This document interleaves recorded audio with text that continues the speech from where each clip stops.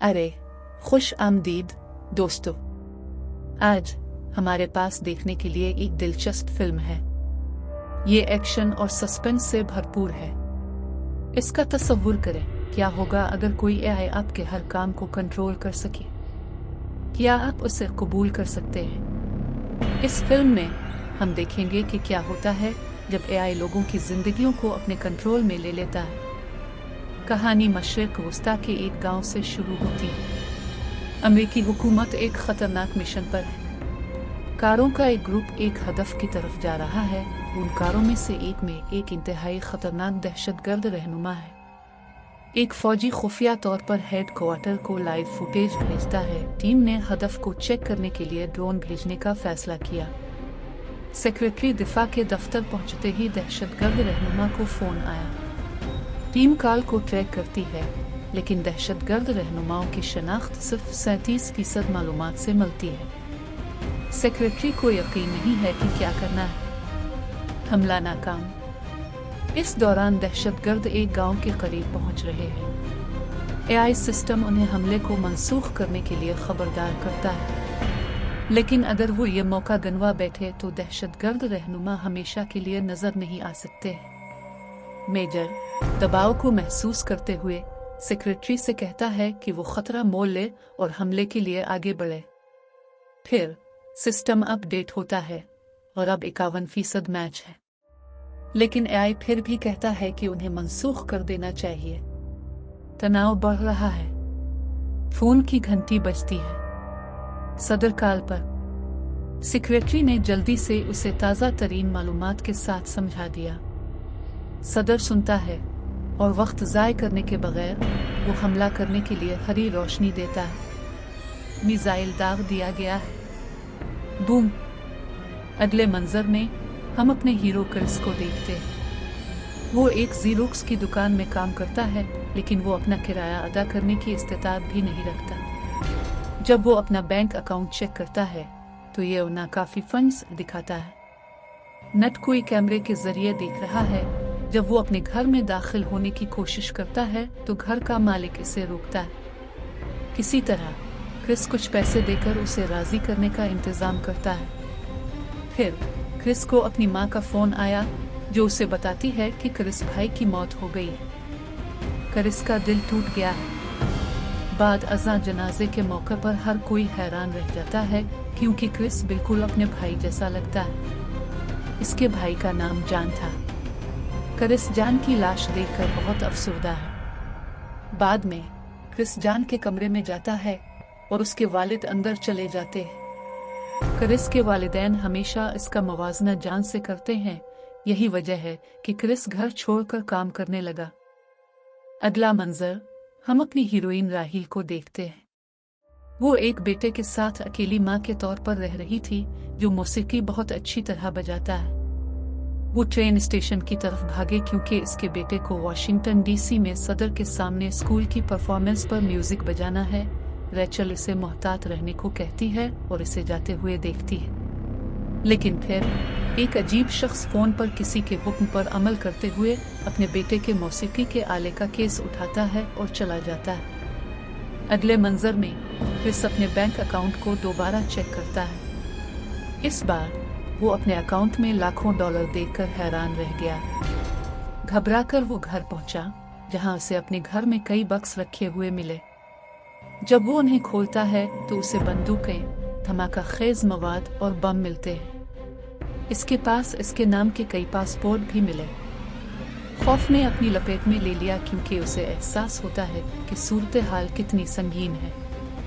इसी वक्त इसे एक औरत का फोन आता है, जो उसे फरार होने की तंबीह करती है। वो इसे बताती है कि FBI 30 सेकंड में उसके दरवाजे पर आएगी। वो इससे पूछता है कि क्या हो रहा है, लेकिन वो उसे कहती है, क्रिस, आपको एक्टिवेट कर दिया गया है।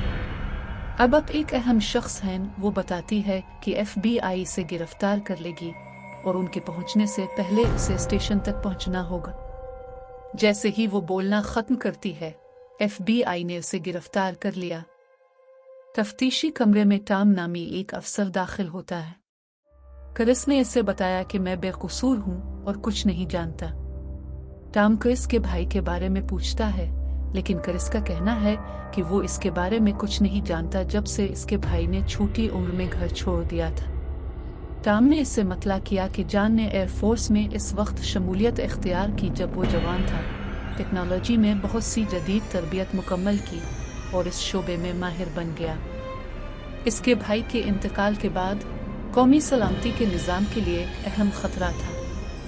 क्रिस अपने मौसूल होने वाले फ़ोन कॉल की वजाहत करता है और इसरार करता है कि वो कुछ नहीं जानता, लेकिन टॉम इस पर यकीन करने से इनकार करता है और कमरे से चला जाता है। अगले मंजर में राहिल एक बार में है, बियर पी रही है। इसी दौरान उसे अपने बेटे का फ़ोन आया। वो कॉल लेने के लिए बाहर निकलती है और वही औरत जिसने पहले क्रिस से बात की थी कॉल पर है। औरत राहिल को मॉनिटर देखने को कहती है। रेचल अपने बेटे को स्क्रीन पर देखकर हैरान रह जाती है। फौरन वो ये जानने का मुतालबा करती है कि वो औरत कौन है। औरत जवाब देती है, तुम एक्टिवेट हो, मेरी हिदायत पर अमल करो वरना हम ट्रेन को हादसा पेश कर देंगे। वो राहिल को धमकी देती है, फिर इसे पार्किंग वाली कार में जाने को कहती है। घबराकर राहिल ने पुलिस को कॉल की, ताहम कॉल को खातून ने रोका और हैक कर लिया, जिसने राहिल को खबरदार किया उसकी दोबारा कोशिश न करे। दूसरे सिरे पर टॉम जॉन की फाइल पढ़ रहा है जब जू, एक एयरफोर्स एजेंट, आता है। वो जॉन के केस को हैंडल करने वाली है। जू बताती है कि जॉन की मौत एक हादसे में हुई और उसके बाद क्रिस को कई पार्सल, पासपोर्ट और नकदी मिले। इसे शुबा है कि इन वाकयात के दरमियान कोई चीज जड़ी हुई है, लेकिन इसे इस पर शक है। इनके लिए नामालूम कोई सीसीटीवी के जरिए देख रहा है। दरियासना कोई फैक्स हैक करता है और क्रिस को फोन कॉल करने की इजाजत देने वाला पैगाम भेजता है। जू क्रिस से पूछ-गुछ करना चाहता है, लेकिन टॉम ने इनकार कर दिया। क्रिस को आखिरकार फोन कॉल करने की इजाजत दी जाती है, लेकिन आर्या कॉल को हैक करती है और उसमें खलल डालती है। वो क्रिस को बताती है कि उसे फौरी तौर पर फरार होने की जरूरत है। उलझन में क्रिस इसके बारे में पूछता है, लेकिन वो उसे फर्श पर उतरने को कहती है और उल्टी गिनती शुरू कर देती है। चंद सेकंड बाद एक बड़ी क्रेन इमारत से टकरा गई। जैसे ही क्रिस देखता है, एक डिजिटल बोर्ड उसे छलांग लगाने की हिदायत करता है। टॉम और जू ये देखकर अमल करने की कोशिश करते हैं, लेकिन क्रिस घबरा जाता है और इमारत से छलांग लगा देता है।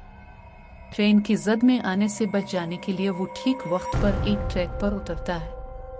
वहां इसे बोर्ड पर ट्रेन लेने का पैगाम नजर आता है। वो ट्रेन ले जाता है और वहां से किसी के मोबाइल से कॉल मौसूल होती है। इस कॉल में आर्या उसे 3 स्टेशनों तक ट्रेन में रहने की हिदायत करती है। क्रिस उलझन में है और हैरान है कि वो इसे कैसे ट्रैक कर रही है।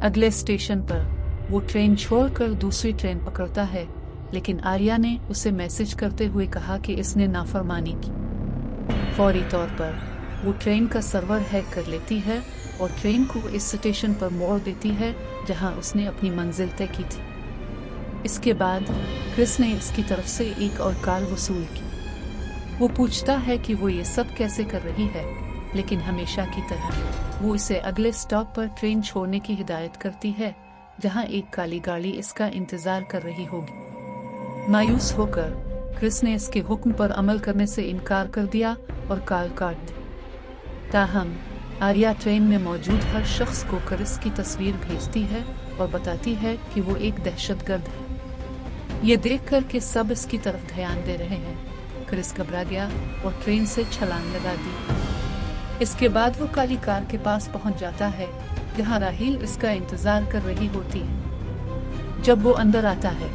तो वो इस पर चीखता है, ये सोच कर कि वो वही है जिसने फोन पर बात की थी। लेकिन वो इस पर चीख रही है ये सोच कर कि वो वही है जिसने इसके बेटे को फंसाया। थोड़ी देर बाद वो दोनों समझते हैं कि वो किसी और के जरिया फंस गए हैं। अचानक पुलिस ने उनकी गाड़ी पर गोली चलाना शुरू कर दी। रेचल गाड़ी चलाती है, जबकि आर्या, जिसने जीपीएस के जरिए कार को हैक किया है, उन्हें रास्ता बताता है। ताहम पुलिस की गाड़ियां उनका पीछा कर रही हैं। टॉम और जू भी ताक़ुब में हैं। आर्या ट्रैफिक सिग्नल्स को हैक करती है, इन्हें हर चौराहे पर हरी लाइट्स देती है। वो पुलिस की गाड़ियों को एक दूसरे से टकराने पर मजबूर करती है। इसके बाद वो बंदरगाह में दाखिल होते हैं। आर्या बंदरगाह में मौजूद तमाम क्रेनों को हैक करता है और उन्हें पुलिस की कारों को तबाह करने के लिए इस्तेमाल करता है। उसने तकरीबन राहिल की कार को समंदर में फेंक दिया, लेकिन वो छलांग लगाकर वक्त पर ही फरार हो गए। टॉम जू से सवाल करता है कि अभी क्या हुआ, बशमूल क्रेनें खुद ब खुद कैसे चलती है। क्रिस और रेचल हैरान हैं कि आर्या ट्रैफिक सिग्नल्स और क्रेनों को कैसे कंट्रोल कर सकती हैं, लेकिन एक चीज़ जो वो यकीनी तौर पर समझते हैं वो ये है कि वो कुछ भी कर सकती है। इसी दौरान आर्या उन्हें फ़ोन करती है और उन्हें पहुंचने के लिए एक नई मंजिल बताती है। जू हेडक्वार्टर को फ़ोन करता है और उन्हें जान के ख़ानदान को गिरफ्तार करने और उनके तमाम असासे ज़ब्त करने का हुक्म देता है। टॉम जान के बारे में पूछता है, लेकिन जू फौरी तौर पर हेलीकॉप्टर के जरिए वाशिंगटन डीसी के लिए रवाना होता है। अगले मंजर में वो एक फौजी अड्डा दिखाते हैं जहां हथियारों का तजुर्बा किया जाता है।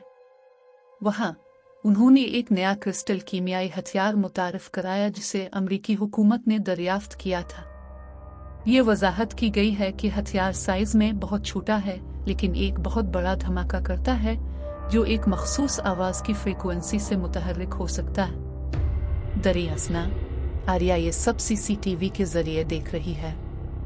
हुकूमत कीमियाई हथियारों की मंजूरी देती है और पैदावार शुरू हो जाती है। दरियासना आर्या अपने सिक्योरिटी सिस्टम को हैक करती है, 2 क्रिस्टल चोरी करती है और उन्हें एक ऐसे शख्स के जरिए मौसीकी की दुकान पर पहुंचाने का बंदोबस्त करती है जो रेचल के बेटे के मौसीकी के आले का केस रखता है।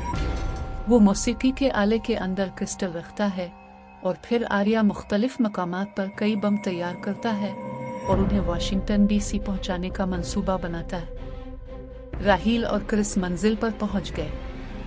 राहिल ने इस पर चीखते हुए कहा कि ये सब इसके भाई की वजह से हो रहा है। इसी दौरान एक कार आती है और मौसीकी की दुकान से आदमी बाहर निकलता है और बताता है कि उसे इनमें से 2 को लेने का ऑर्डर मिला है। ताहम वो मायूस दिखाई देता है और जगह छोड़ देता है। आर्या क्रिस को फ़ोन करती है और इससे कहती है कि इस आदमी को रोको वरना वो मर जाएगा। क्रिस मुदाखलत करने वाला है, लेकिन आर्या बिजली की तारों में हैक करता है, एक काटता है और उसे आदमी पर गिरा देता है। ये देखकर रेचल और क्रिस दोनों हैरान रह गए। आर्या फिर उन्हें पहुंचने के लिए एक मकाम देता है। उनके जाने के बाद टॉम जाए वकुआ पर पहुंचता है और उसे शक होने लगता है कि उन वाकयात के पीछे साइबर दहशतगर्द का हाथ है। इसी दौरान जू जान के घर जाता है और इसे एक छुपा हुआ लैपटॉप मिलता है। वो इसमें लॉग इन होने की कोशिश करती है, लेकिन इसे एहसास होता है कि ये अमेरिकी दिफाई फोर्स के सिक्योरिटी सिस्टम के जरिए महफूज है और वो इस तक रसाई हासिल नहीं कर सकती। जैसे ही वो जाने की कोशिश करती है, एयरफोर्स के एजेंट आते हैं और इसे ले जाते हैं। जब रेचल और क्रिस अपने रास्ते पर हैं, रेचल अपने भाई पर इल्जाम लगाते हुए कहती है कि वो दहशतगर्द हो सकता है। क्रिस मायूस हो जाता है, गाड़ी छोड़ देता है और फोन उसकी तरफ फेंक देता है। राहिल बाहर आती है, रोती है और उसे बताती है कि इसका बेटा भी इसमें फंस गया है। क्रिस को सूरत हाल का एहसास होता है और वो दोनों मंजिल पर पहुंच जाते हैं। आर्या उन्हें सिक्योरिटी से एक डब्बा लेने की हिदायत करती है जो वहां पहुंचने वाला था। कोई दूसरा ऑप्शन न होने पर वो सिक्योरिटी से लड़ते हैं और डब्बा ले जाते हैं। पुलिस उनका पीछा करना शुरू कर देती है, लेकिन आर्या अर्द गिर्द की इमारतों में फायर अलार्म को हैक करके अफसरान की तवज्जो हटाती है। क्रिस और राहिल फरार। जब वो बॉक्स को चेक करते हैं तो इस पर उल्टी गिनती का टाइमर देखकर घबरा जाते हैं। इसी दौरान जू डिफेंस ऑफिस पहुंच जाती है, जहां डिफेंस सेक्रेटरी उसे जान के मामले को संभालने की मुकम्मल इजाजत देती है। आर्या ये सब CCTV कैमरों के जरिए देखती है। सेक्रेटरी ने जू को मतला किया कि जान की मौत के बाद कई दहशतगर्दी के खतरात की इत्तला मिली थी। इसके बाद वो एक और खुफिया लिफ्ट की तरफ बढ़ते हैं हालांकि जू को भी इसका इल्म नहीं होता। सेक्रेटरी बताता है कि यह खुफिया यूनिट था। दूसरे सिरे पर रेचल और क्रिस एक शॉपिंग मॉल में पहुंच गए। जब आर्या कॉल करती है, क्रिस इसके हुक्म पर अमल करने में हिचकिचाता है और कॉल काट देता है। फौरी तौर पर वो करीबी लैंडलाइन पर कॉल करती है और उन्हें किसी मकाम तक पहुंचने की इत्तला देती है। इसी दौरान जू और सेक्रेटरी खुफिया यूनिट में पहुंच जाते हैं, जिसे ईगल आई कहा जाता है। रेचल और क्रिस भी इस जगह पहुंच जाते हैं जहां कई कंप्यूटर मॉनिटर होते हैं। क्रिस बॉक्स रखता है और इस वक्त तमाम मॉनिटर बैक वक्त ऑन हो जाते हैं और शुरू से क्रिस की फुटेज चलाना शुरू कर देते हैं। एक आवाज ने इसे बताया कि वो इसके बारे में तमाम तफसीलात जानते हैं। रेचल अपने बारे में पूछती है और आर्या मुतअद्दिद मुख्तलिफ आवाज़ों का इस्तेमाल करते हुए जवाब देता है कि वो रियासत-ए मुत्तहिदा की सलामती है। क्रिस अब समझ गया है कि इससे पहले पेश आने वाले तमाम वाक़यात की मंसूबाबंदी और अमल एक सुपर कंप्यूटर के जरिए किया गया था। दरअसल जू को इस शानदार सुपर कंप्यूटर से मुतारफ कराया गया जहां एक बहुत बड़ा आई बाल है। सेक्रेटरी बताते हैं कि यह कंप्यूटर तमाम लोगों के अमाल की निगरानी करता है, डेटा इकट्ठा करता है और उनके मकासद को पहचानता है। अगर उससे मुल्क के लिए किसी खतरे का पता चलता है तो वो फौरी तौर पर अपने तौर पर कार्रवाई करता है। मजीद ये कि यह मुल्क भर में तमाम इलेक्ट्रॉनिक्स और कंप्यूटर्स को कंट्रोल कर सकता है। आसान अल्फाज में ये मुल्क भर में तमाम मालूमात तक रसाई और देख सकता है। इस प्रोग्राम का नाम ईगल आई है और सुपर कंप्यूटर का नाम आर्या है। सेक्रेटरी ईगल आई को जान के बारे में तमाम तफसीलात फराहम करने की हिदायत करता है। इससे पहले ईगल आई जू को स्कैन करती है और उसके रिकॉर्ड के बारे में तमाम तफसीलात जाहिर करती है। ये देखकर जू चौंक जाती है और जान के बारे में बताती है। दरअसल मेजर विलियम उसे जान के बारे में बताते हैं, जिसने मिनटमैन नामी पोस्टिंग में काम किया, जहां उनका काम आर्या से मालूमात इकट्ठा करना और उसके मुताबिक ऑर्डर जारी करना था। जान अपनी शिफ्ट के इख्तिताम से 3 मिनट पहले इस जगह से चला गया था, जो कि गैर मामूली था क्योंकि इसने पहले कभी नहीं छोड़ा था। दूसरी तरफ आर्या रेचल और क्रिस को बताती है कि मुल्क खतरे में है और इसे बचाने के लिए उन्हें इसके हुक्म की तामील करनी होगी। क्रिस हिचकिचाता है, लेकिन आर्या उसे जज्बाती तौर पर मुतासिर करने के लिए बचपन की यादों की फुटेज चलाती है। आखिरकार क्रिस को यकीन हो गया। इसके बाद वो बॉक्स के साथ जाते हैं जैसा कि आर्या ने कहा। जब वो तैयार हो रहे हैं, आर्या अपने फोन पर राहील के बेटे की आवाज चलाती है और जाती तौर पर उसे एक टास्क देती है। दरअसल टॉम को पता चला कि उन्होंने हवाई अड्डे की तरफ जाने वाली बस में सफर किया। जब रेचल और क्रिस सिक्योरिटी चेक पर हैं, आर्या हवाई अड्डे के सिक्योरिटी सिस्टम को हैक करती है और उनकी हिफाजत से रहनुमाई करती है। टॉम हवाई अड्डे पर पहुंच गया और इसे देखकर रेचल और क्रिस भाग गए। टॉम उनका पीछा करता है, लेकिन आर्या उन्हें बहिफाजत फौजी कार्गो तैयारे तक पहुंचा देता है। हवाई जहाज में सवार होने के बाद वो परवाज के दौरान अपनी ऑक्सीजन की सतह को मुस्तहकम करने के लिए केस से इंजेक्शन का इस्तेमाल करते हैं। रेचल ने अपने बेटे के बारे में बात करते हुए कहा कि वो सदर के सामने मौसीकी बजाने वाला है। इस दौरान वो दोनों बेहोश हो गए। दूसरे सिरे पर विलियम और जू ने आर्या से क्रिस की आखिरी फुटेज के बारे में पूछा। इस फुटेज में क्रिस पहले ही चला जाता है, जैसा कि विलियम ने कहा था, लेकिन जू ने जान के हाथ में कुछ पलक झपकते हुए देखा। वो दोनों समझते हैं कि ये मोरिस कोड है और उसे डिकोड करते हैं। पैगाम आग बुझाने वाला जाहिर करता है। ये समझते हुए कि ये एक दरियाफ्त का बाइस बन सकता है, आर्या फुटेज को हज़्फ कर देती है। विलियम ने आर्या से डेटा का बैकअप लेने को कहा, लेकिन इसने जवाब नहीं दिया। जू को शुबा है कि कुछ गड़बड़ है, तो वो दोनों आग बुझाने वाले आलात को चेक करने जाते हैं। वहां इन्हें एक मेमोरी कार्ड मिलता है। जब वो फुटेज चलाते हैं तो उन्हें पता चलता है कि आर्या खुद ही काम कर रही है। जान ने इसे रोकने की कोशिश की थी। दरअसल क्रिस और रेचल वाशिंगटन में उतरे जहां ईगल आई और जू है। जू ने टॉम को जान और आर्या के बारे में सब कुछ बताने के लिए फोन किया। ये महसूस करते हुए आर्या ने राब्ता मुनक़ते कर दिया। सेक्रेटरी को मतला करने के लिए वो एक साउंड प्रूफ बंकर में जमा होते हैं जहां आर्या उनका पता नहीं लगा सकती। वो फोन के सिग्नल्स भी मुनक़ते कर देते हैं और तमाम स्क्रीनों को बंद कर देते हैं। अब जू ने तमाम मालूमात को जाहिर किया। आर्या काबू से बाहर है। इसने जान को मार डाला क्योंकि इसने दरियाफ्त किया कि आर्या आज़ादाना तौर पर काम कर रही थी। सेक्रेटरी पूछते हैं कि ये कैसे हुआ। जू ने वजाहत की कि शुरू में मिसाइल लॉन्च किया गया था, ताहम हदफ कोई दहशतगर्द रहनुमा नहीं था। इसकी बजाय मासूम देहाती मारे गए। आर्या ने मुतअद्दिद बार हमले को ख़त्म करने की तंबीह की थी, लेकिन सदर ने कार्रवाई की। आर्या की डिफ़ॉल्ट कोडिंग इसे कंट्रोल करने की इजाज़त देती है। अगर कोई अहलकार या रहनुमा कोई ख़तरनाक फ़ैसला करता है, ये उन्हें मुल्क के लिए ख़तरा समझता है और उन्हें ख़त्म कर सकता है।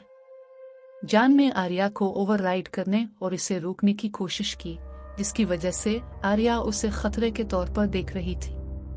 यही वजह है कि इसने इसकी मौत को एक हादसे की तरह देखा। आर्या जान को बताती है कि इंसान गलतियां कर सकते हैं, लेकिन मशीनें नहीं कर सकती। मजीद ये कि ये सुपर कंप्यूटर अभी भी आजमाइशी मरहले में है। अगर ये कभी मुकम्मल तौर पर ऑनलाइन होता है तो ये पूरी दुनिया को अपनी लपेट में ले सकता है। दरियासना रेचल और क्रिस आर्या के मकाम पर पहुंच गए। आर्या का मंसूबा अब ये तय करना है कि अगर सदर को हटा दिया जाए तो मुल्क की क़यादत कैसे की जाए। इसके लिए इसे जान की बायोमेट्रिक्स और आवाज़ की शनाख्त की ज़रूरत है, इसीलिए क्रिस को यहाँ लाया है। इसका एहसास करते हुए जू समझ गया कि क्रिस को इस सूरत हाल में क्यों घसीटा गया था। फिर सेक्रेटरी मेज़ पर चाय का कप रखकर एक अहम गलती करता है। कंपेन का पता लगाते हुए आर्या ने बिल्कुल अंदाज़ा लगाया कि वो किस बात पर बात कर रहे हैं। विलियम खतरे को समझता है और सेक्रेटरी से आर्या को हंगामी तौर पर बंद करने की इजाज़त तलब करता है और सेक्रेटरी ने इजाज़त दे दी। इसी दौरान आर्या ने क्रिस का इस्तेमाल करते हुए बायोमेट्रिक लॉक हटा दिया। जू टीम जाने ही वाली थी, लेकिन आर्या दरवाज़ा बंद करके सेक्रेटरी को अंदर से लॉक कर देता है। जू और विलियम को ख़त्म करने के लिए बाहर एक धमाका कर देता है, क्योंकि वहाँ का मकसद आर्या को रोकने के लिए होता है और जिसने इसे 3 प्रोग्राम के तौर पर समझा था, इसे रोकना था। गद्दार। दूसरे सिरे पर रेचल ने क्रिस पर बंदूक थाम रखी है, जिसकी मंसूबाबंदी आर्या ने अपनी बायोमेट्रिक शनाख्त हासिल करने के बाद की थी। लेकिन राहील उसे मारने के काबिल नहीं है, इसलिए वो चली जाती है। इसी दौरान टॉम आता है और क्रिस को गिरफ्तार कर लेता है, लेकिन सिपाही क्रिस और टॉम को ले जाते हैं। एक पुलिस अफसर ने टॉम को मतला किया कि क्रिस्टल खो गया है और बताता है कि इसमें तकरीबन 10 मील के इलाके को तबाह करने की ताकत है। मायूस टॉम को एहसास हुआ कि कुछ गलत है। क्रिस्टल दरअसल राहील के बेटे के खाने में है, जो मौसीकी के आले के केस के अंदर छुपा हुआ है। टॉम किसी तरह फौजियों से गुजरने का इंतजाम करता है और क्रिस को बचाता है। दूसरी तरफ रेचल को एक पुरस्कार आदमी ने उठाया जो डीसी में दाखिल होने के लिए इसके लिए एक जाली आईडी तैयार करता है। वो इसे एक हार भी देता है जिसमें क्रिस्टल होता है। हवाई अड्डे पर कोई मौसीकी के आले का केस वापस रखता है और ये दोबारा राहील के बेटे के पास पहुंच जाता है। टॉम क्रिस से बम के बारे में सवाल करता है, लेकिन क्रिस कुछ नहीं जानता। इसके बाद वो आर्या सुपर कंप्यूटर के बारे में वजाहत करता है। फौरी तौर पर टॉम अपना फोन फेंक देता है, लेकिन आर्या सीसीटीवी कैमरों के जरिए उनका सुराग लगाना शुरू कर देता है और उन पर हमला करने के लिए एक हैकशदा ड्रोन भेजता है। जैसे ही फौज ड्रोन को रोकने की कोशिश करती है, आर्या ने उनके तैयारे को हैक किया और पायलट को बाहर निकाल दिया। टॉम क्रिस को डीसी में शुरू होने वाली असेंबली, लापता क्रिस्टल और म्यूजिक शॉप के मालिक की मौत के बारे में बताता है। अचानक क्रिस को एहसास हुआ राहील का बेटा असेंबली में मौसीकी बजाने वाला है। वो अब समझ गया कि आर्या ने राहील और उसके बेटे को क्यों फंसाया। वो बताता है कि अगर राहील का बेटा मुकम्मल नूर चलाता है तो ये क्रिस्टल को मुतहर्रिक करेगा और धमाके का सबब बनेगा। दरी असना आर्या ने ड्रोन के जरिए बम लॉन्च किया। फौरी तौर पर वो कारें बदलते हैं और एक सुरंग में दाखिल होते हैं। आर्या एक और मिसाइल भेजता है, लेकिन वो एक ट्रक के पास से गुजर कर फरार हो जाते हैं। मिसाइल ट्रक से टकरा गया, जिससे धमाका हुआ। इनकी कार को नुकसान पहुंचा है और टॉम जख्मी है। वो बंदूक क्रिस के हवाले करता है और उसे सदर को बचाने के लिए भेजता है। दरी हंसना ड्रोन क्रिस को निशाना बनाता है, लेकिन टॉम एक और कार का इस्तेमाल करते हुए ड्रोन को तबाह कर देता है और एक हादसा करता है। दूसरी तरफ राहील तैयार होकर क्रिस्टल का हार पहन लेती है। सेक्रेटरी ने आर्या से पूछा कि उसने इसे क्यों नहीं मारा। आर्या बताती हैं कि दहशतगर्दी के मिशन के दौरान वो वाहिद शख्स था जिसने इसके हुक्म पर अमल किया। वो मजीद कहती हैं कि मौजूदा सदर के खात्मे के बाद वो अगले सदर बनेंगे। कहीं और विलियम और जू हार्ड ड्राइव से आर्या की याददाश्त को हटा रहे हैं और माय नाइट्रोजन के एक कंटेनर को संभाल रहे हैं। विलियम जिस तरह वो माय नाइट्रोजन को हटाने वाला है, आर्या ईगल आई सिस्टम का इस्तेमाल करते हुए इस पर हमला करता है। जू वापस लड़ता है, घात की छड़ी से सिस्टम को मारता है। इसकी वजह से माय नाइट्रोजन बाहर निकल जाती है। इसकी वजह से आर्या मुकम्मल तौर पर बंद हो जाता है। ताहम पहले नस्ब किया गया बम अब भी फाल है। राहील असेंबली में पहुंची। क्रिस अंदर दाखिल होने की कोशिश करता है, लेकिन एक पुलिस अफसर ने इसे रोक दिया। वो गार्ड पर हमला करता है और अफसर की वर्दी पहन लेता है। असेंबली शुरू होती है और बच्चे मौसीकी परफॉर्म करने लगते हैं। उनकी मौसीकी की कारकर्दगी के इख्तिताम पर बम फटने के लिए तैयार है। राहील अपने बेटे को देखती है और इस तक पहुंचने की कोशिश करती है, लेकिन सिक्योरिटी उसे रोकती है। क्रिस अब एक गार्ड के तौर पर मलबूस असेंबली में दाखिल हुआ। जिस तरह मौसीकी बम को मुतहर्रिक करने वाली है, क्रिस ने कारकर्दगी को रोकते हुए छत पर गोली मार दी। हर कोई अफरा तफरी में जमीन पर उतर जाता है। उलझन में पुलिस क्रिस को गोली मार देती है और वो बेहोश हो जाता है। बाद में सेक्रेटरी अदालत में सब कुछ बताते हैं। अदालत में ईगल आई प्रोग्राम को मुस्तकिल तौर पर बंद करने का हुक्म दे दिया। क्रिस और उसके भाईजान को सदारती अवार्ड से नवाजा गया है। क्रिस फख्र से अपने वालिद के साथ खड़ा है। कुछ देर बाद क्रिस अपने बेटे की सालगिरह पर राहील से मिलता है और दोनों मोहब्बत में पड़ जाते हैं। कहानी यहीं खत्म होती है। उम्मीद है कि आपने कहानी का लुत्फ उठाया। आप एआई की तरक्की के बारे में क्या सोचते हैं? मेरी राय में हर चीज़ में अच्छाई और बुराई होती है। ये सब इस बात पर मुनहसर है कि हम उसे किस तरह इस्तेमाल करने का इंतखाब करते हैं। अगर हम एआई को मुस्बत अंदाज में इस्तेमाल करें तो ये यकीनी तौर पर एक बेहतर मुस्तकबिल का बाइस बन सकता है। कमेंट्स में अपने ख्यालात का इजहार करें। देखने के लिए शुक्रिया।